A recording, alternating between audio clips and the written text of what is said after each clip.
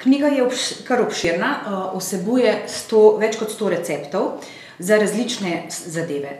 Razdeljena je na 4, bi rekla, osnovna poglavja. V prvem poglavju se srečamo z naravnimi trdimi mili in pa naravnimi tekočimi mili. Potem v drugem poglavju je skupek kozmetike za telo in za obraz, za ustnice. Potem je nekaj parfumov domačih, kako jih naredimo, in seveda nujno potrebna domača mazila, ki naj bi jih imela vsaka družina. Tukaj srečamo ognjičevo mazilo, čilijevo mazilo, kostanjevo mazilo. Zadnji del knjige pa je posvečen dekoraciji doma, ki naj bi bila kar se da naravna.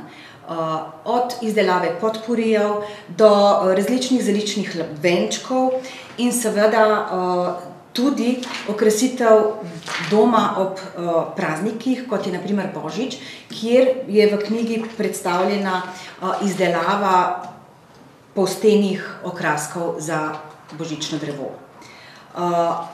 Čisto na koncu knjige se nahaja nek tak osnovni leksikon zelišč, predvsem zato, ker sem želela, da se v knjigi predstavijo zelišča, ki so v knjigi množično zastopana, in pa seveda zelišča, ki jih lahko vsakdo, ki ima vsaj malo zemlje, goji doma.